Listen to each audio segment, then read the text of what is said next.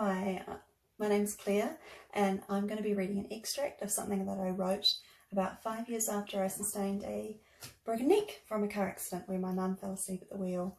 There's going to be a few things in here that are a little confusing, like I don't say my mum's name, I call it her, but anyway, I'll just crack on with it. Okay, right, get comfortable. A child's mind, drizzled with splatters of half-baked superstition that defies all logic and reasoning, based purely on personal disenchantment. If you step on a crack, you'll marry a rat. I felt a sense of comfort knowing that even I, the girl with red hair and a fly-poo face, would marry my suitor when the time came. Back then, I believed in fairy tale endings. Back then, I thought anything was possible. A naive child in her small bubble of utopia, and I liked rats, so either way, I knew I'd be fine, wouldn't I? So I have an irrational affiliation with odd numbers. It can't be helped.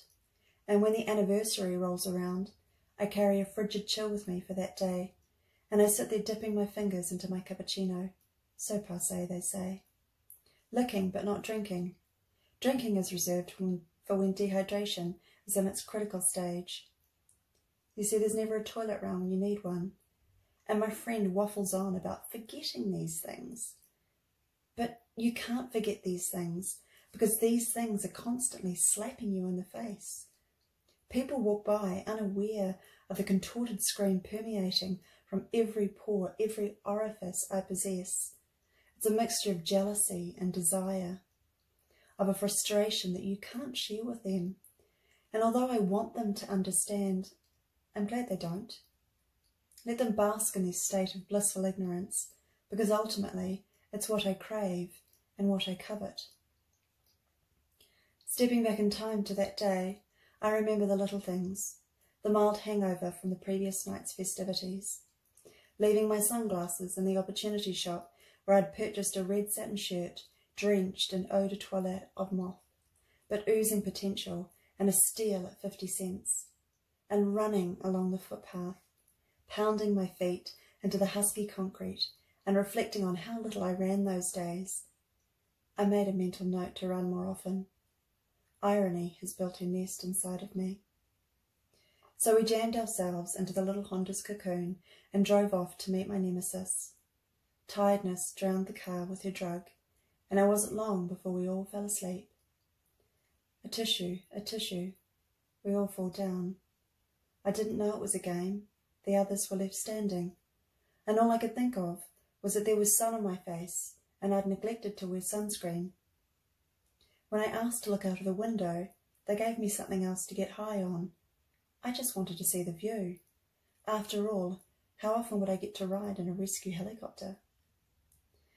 I received attention even Pollyanna would be envious of, and while I revelled in my entourage of garish flowers and premature get-well cards, all was not peachy behind the scenes. See, I noticed the red raw eyes that she sported. But how could I blame someone whose only crime was not being able to say no? Her wings were slowly rusting, and I was the corrosive sea air. Although I was unable to move, I was cheerful, and felt rather fortunate I'd managed to wriggle out at the end-of-year exams. I had also befriended Morphine, who sprinkled sugar on all my thoughts and let me live through my dreams.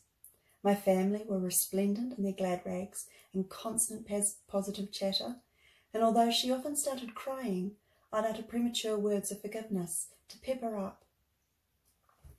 My room in the intensive care unit in Auckland had a milky glow to it, like burnt sienna.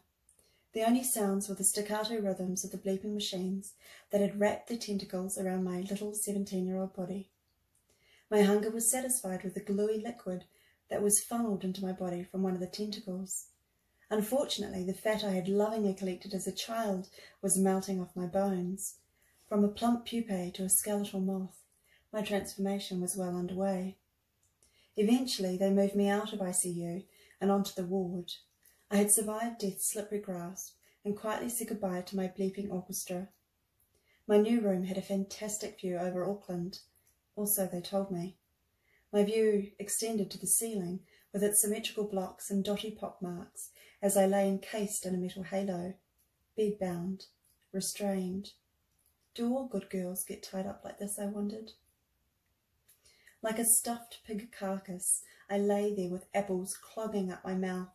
A churlish feeling of how lucky I was played on my mind. Look, everyone, I don't have to sit exams because I'm tied up at the moment. Bet you wish you were me, right? It was about a week or so later that I was told I would receive physiotherapy. This raised my spirits and gave me a premature feeling of confidence that my life would return to normal. I was eager to get started and return to my life as I knew it.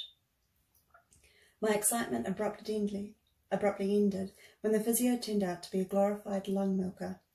Her job was to strengthen my breathing capacity and get rid of the liquid sloshing around in my lungs. I was extremely disappointed. Pneumonia had become a little demon nestled in my lungs and more than ready to take my life.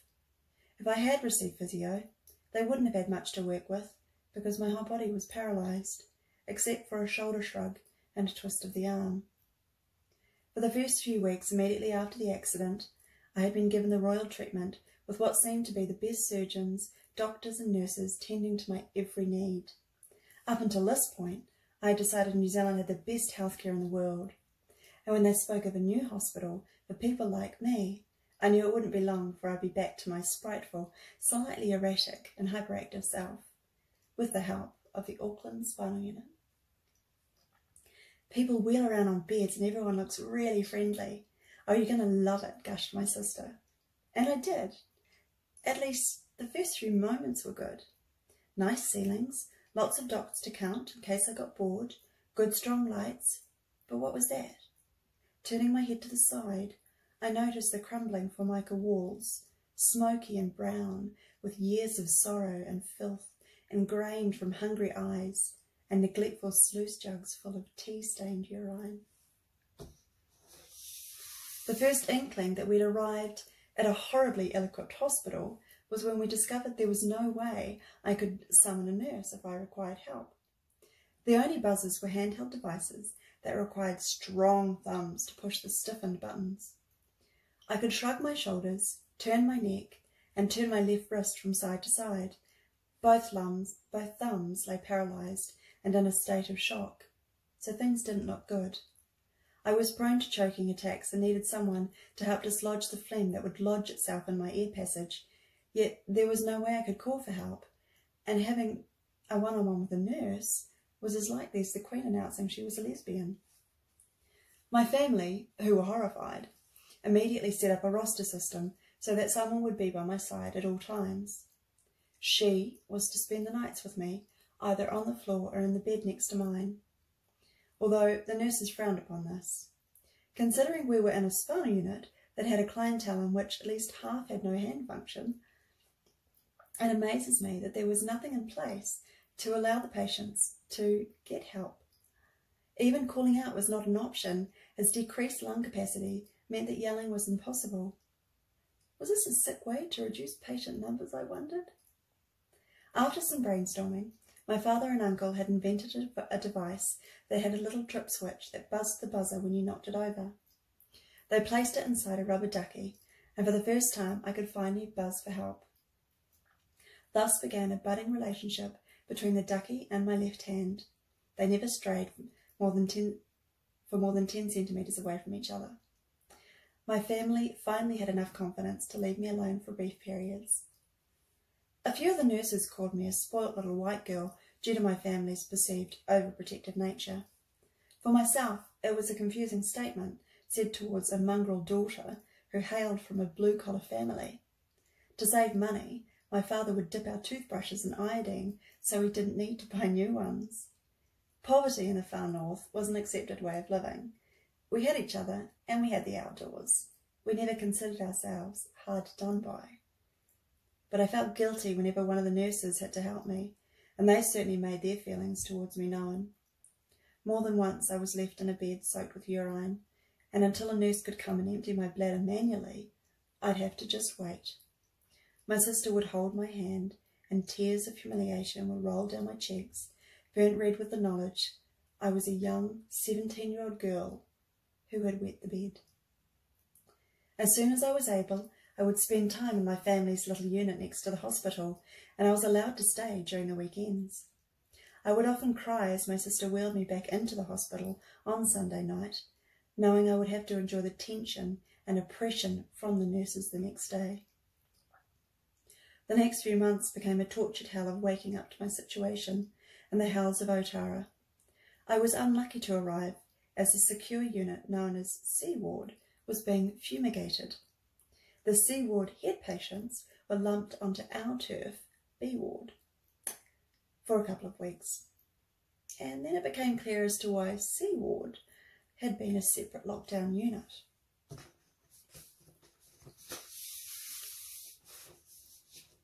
Get along, boys and girls. That's good. Now, lock the door and let's have a smoke. Nurses were there to teach us to harden up. You'll be faced with many obtuse people, so we're just easing it into you gently, so it's not such a shock. Many of the head injury clients seem to have lost any dignity that they once might have had, and after a while I learnt why we had been placed in separate wards. One scenario I remember was lying in bed completely paralysed in a room by myself. The call of a nurse was ensured with a 10-minute delay, minimum. Moving my head to the side, I noticed a naked man with a brain injury who walked past the door, muttering while masturbating. Thankfully unaware I was immobile in my hospital cot. Calling for help was not an option, for who can call on 10 mils of air, a pathetic whimper from a dog with no box. But what got me the most wasn't the doctors who told me I'd never walk again, not the nurses who never came when I needed them, even when danger suffocated me with their presence. What got to me was the erosion of dignity, the lack of respect, and the feeling that you were no longer human. We had become living steaks, rare, or rather blue, and ready to be seared quickly on a white plastic table. Gosh, can you feel that?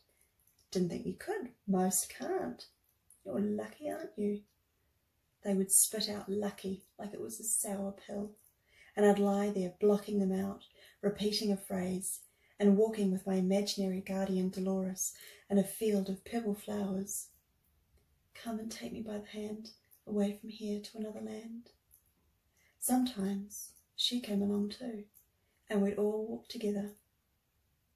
And I still couldn't understand why she couldn't take it away, kiss and make it better. That was her job. Sometimes I'd actually ask her, I'd beg her, I'd plead with her, but all I saw were her tears, and all I heard were apologies. I wanted action, not apologies, and I was getting sick of the promises and sick of the guilt. Thank you for listening. That was a couple of pages of something that I wrote a long time ago. Yeah, hope you're all doing okay. Okay, bye.